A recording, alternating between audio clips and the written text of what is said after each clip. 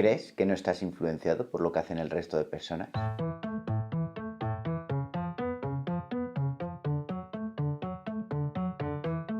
Estos tiempos de pandemia han llevado a señalar la actitud individual de las personas como parte del interés del colectivo.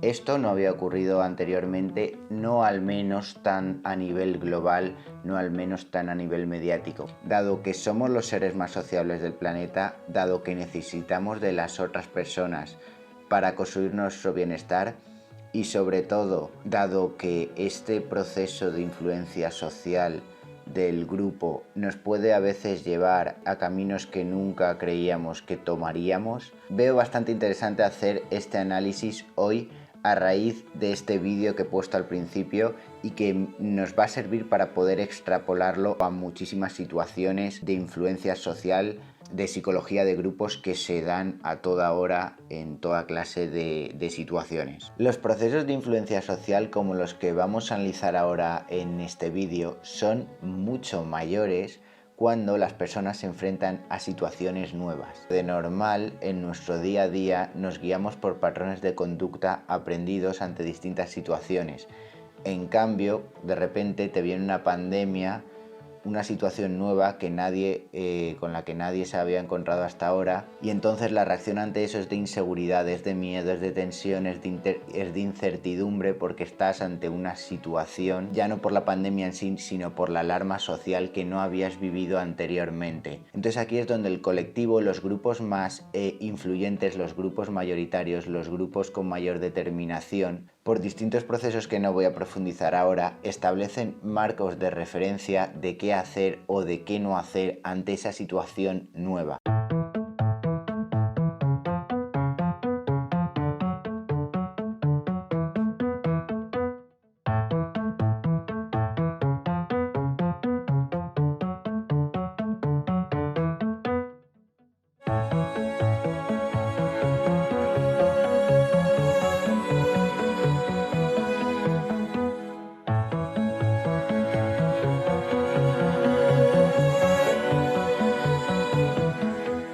Ojo, esto no quiere decir que los grupos que ejercen esta influencia, que esta corriente social mayoritaria o más influyente, sea la que actúa de forma más coherente.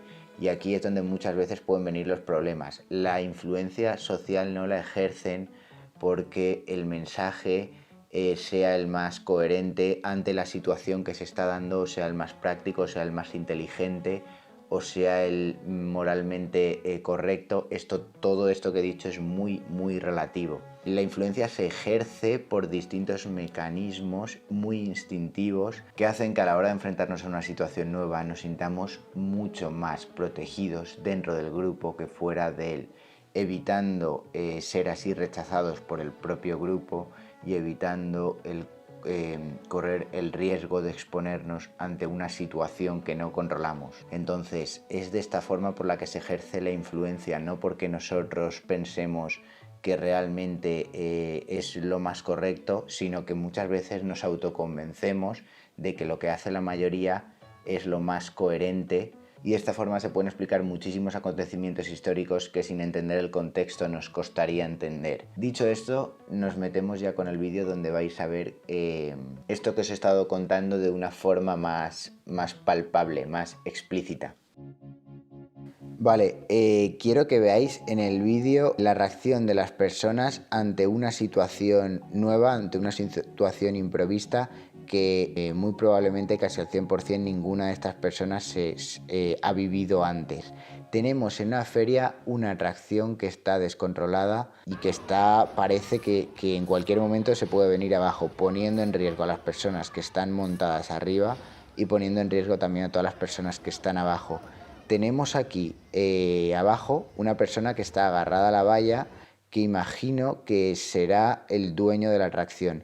Y luego tenemos el resto de personas que están manteniendo la distancia de seguridad. Fijaos cómo este hombre saca a las dos personas de esta tienda, porque en ese momento, estando ahí, no sabes lo que va a suceder. Entonces tenemos al resto de personas guardando una distancia, a casi todos guardando una distancia de seguridad, muchos grabando con el móvil, muchos asustados, paralizados, sin saber qué hacer. Y vais a ver ahora cómo el hecho de estar enfrentándose a una situación nueva que no controlan, donde existe tensión, con más razón el marco de referencia social pasa a ser el comportamiento del grupo, y lo vais a ver a continuación. Hasta que estas 2-3 primeras personas no actúan, el resto de personas no toman la responsabilidad ni el riesgo de hacerlo. No es hasta que la masa social genera un impulso hacia una dirección, en este caso sostener la atracción, que no se empieza a generar un nuevo marco de referencia que guíe y valide la conducta del resto. De la misma forma que antes la conducta de mantenerse distante parecía ser la válida y la que generaba poca confianza era la del tío que sujetaba la valla. Desde el momento en que los primeros se acercan, es decir, se exponen y no les ocurre nada, las consecuencias de esta acción valida la conducta posterior de que el resto lo haga. Entonces, quiero que veáis también cómo todo esto va en base a cuánto riesgo asumo yo a la hora de realizar la conducta que hago. Si soy de los primeros, soy de los que más riesgo asumo. Si soy el 20avo, cuando ya está la tracción en el suelo, disminuyendo así el peligro, pues soy de los que menos riesgo asumo. Y ya no solo hablamos de riesgo físico, sino el riesgo de exponerse a una situación nueva que no controlo y el riesgo de exponerse a otras personas. Y no os penséis que todo esto lo piensan a un nivel consciente antes de actuar, sino que es un fenómeno a nivel inconsciente de valorar el riesgo-beneficio de la situación en milésimas de segundo. El cambio de la conducta de la gente ha generado un nuevo marco de referencia sobre el cual las personas guían, comparan y valoran su conducta y las del resto. Lo que hace que una persona valore una misma actitud que él mismo o que otros estaban teniendo antes de una forma radicalmente opuesta. Desde el momento en el que toda la gente se une al esfuerzo de sujetar la valla, el no hacerlo puede ser una conducta que sea rechazada y que sea señalada, aún más en el caso de que no fuese suficiente el esfuerzo de las personas que hay sujetando la valla para mantener la tracción en el suelo. Fijaos cómo la conducta que estaban teniendo todos hace tan solo unos segundos, el que la tenga ahora, porque como el marco de referencia ha cambiado, puede ser el juzgado y el rechazado. Y en cambio la conducta del primer tío que teníamos, que era una conducta ineficaz y temeraria, sujetando la valla en un principio, ahora es imitada por todas las personas. El que antes era un loco haciendo lo mismo que está haciendo ahora ya no es un loco, y el que antes estaba actuando como lo hacía la mayoría y era la persona precavida y que estaba actuando de forma sensata, haciendo lo mismo que estaba haciendo antes, ahora es la persona señalada. Fijaos cómo el marco de referencia, cuando cambia, hace que valoremos la actitud de esas mismas personas, la misma actitud que tenían antes, la valoremos ahora de una forma distinta. Y aquí es cuando nos damos cuenta que esto mismo que hemos analizado en este vídeo lo podemos aplicar a otras situaciones y que no siempre el resultado es tan satisfactorio para todos. Volvemos al 2020, volvemos a tiempos de pandemia. Aquí tenemos al primer chalao en el 2020 recordar por entonces la predisposición que había de vacunarse cuando ni siquiera esta todavía había salido y la opinión pública generaba dudas. Y esta es la predisposición y fiabilidad del resto en ese momento ante la vacuna. Y esto es lo que ocurre meses después. ¡Tachán! ¿Por qué? Veamos por qué ha sucedido esto. Pasa el tiempo y la información que le llega a la mayoría de gente, de aquellos expertos que tienen más voz a través de los medios, que no son el 100%, es que la vacuna es segura, al menos los resultados de las investigaciones que se han dado hasta el momento. Sin embargo, y esta es la verdadera pregunta, ¿es esto lo que hace que la gente se vacune? ¿Que unos estudios, que unas investigaciones digan una u otra cosa? Pues la realidad es que no. La vacuna podría ser lo segura que quisiese, que si nadie se vacunase porque generase desconfianza, no existiría la predisposición para hacerlo. Lo que realmente hace que la gente se vacune es el colectivo, la gran masa social, la opinión pública, el grupo. Es decir, exactamente lo mismo que hace que la gente se ponga a correr cuando ve multitud de gente corriendo. Exactamente lo mismo que hace que la gente que anda por la calle se ponga a mirar hacia arriba cuando ve un grupo de personas paradas con la cabeza en alto. Exactamente lo mismo también que hace que a este chico que bailaba solo desde un principio se le una cada vez más y más gente, conforme el riesgo y la exposición de hacerlo va disminuyendo. Y por supuesto, exactamente lo mismo también que hace que la gente vaya en un momento dado a sujetar la atracción cuando antes no lo hacía. Conforme se vacunan las primeras personas y no percibimos consecuencias negativas en esto, y además se ejemplariza su actitud, más y más se unen, y esto retroalimenta al resto. El marco de referencia con el cual se valoraba la actitud de la gente en un principio ha cambiado. La actitud de no vacunarse, fuese por la razón que fuese, que antes en su mayoría era entendida y respetada, ahora deja de serlo. Si os fijáis, el motivo que todos nos damos cuando vamos a vacunarnos es que la vacuna es segura. Un motivo que nadie puede demostrar por sí mismo al 100%, y está bien, en eso consiste vivir en sociedad.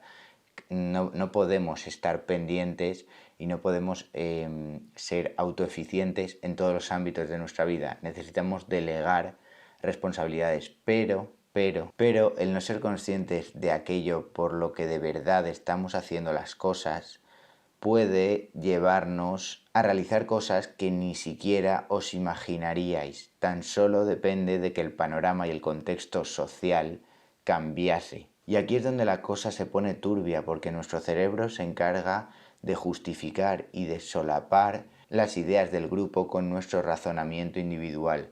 Y esto es por lo que la gente, cuando va a vacunarse, cree que lo hace porque es una decisión propia, suya, razonada, pero realmente está totalmente condicionado por la masa social. Y también la que no lo hace está condicionada, ojo, su comportamiento también es una reacción al comportamiento del resto. Y aquí es cuando se forman pequeños grupos y empiezan las trifulcas y empieza la movida. Y ahora podríamos preguntarnos, pero entonces esto es algo malo, esto es algo bueno. Y la verdad es que no tendría ningún sentido hacerse esta pregunta. Esto es algo totalmente natural como seres sociales que somos y establecemos relaciones de codependencia con el resto, establecemos vínculos con los demás, vivimos en comunidad y esto forma parte de nuestra naturaleza más primaria y hemos evolucionado gracias a esto también. Y quizá nos extingamos debido a esto también. Pero bueno, conocer todos estos procesos mentales, conocer cómo funciona el cerebro, conocer cómo funcionan las personas cuando están en grupos, nos ayuda mucho mejor a ser más críticos con nuestra conducta y con la del resto de la gente, a entender más por qué hacemos las cosas que hacemos y por qué la gente las hace. Y eso nos lleva a ver millones y millones de matices donde antes solo veíamos términos absolutos. Nos ayuda a radicalizar menos nuestras posturas y nos ayuda a encontrar un mejor sentido y a desarrollar un mayor pensamiento crítico en todo lo que vayamos a hacer. Al final la gente no se mueve porque sepa o no sepa la verdad, porque esta es tan intangible y tan maleable como lo seas tú por el resto de personas que te rodean.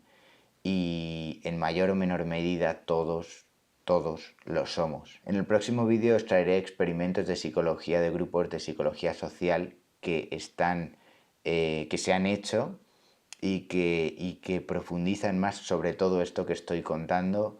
Vais a flipar y daremos una vuelta de tuerca más a este razonamiento que he introducido en el vídeo de hoy.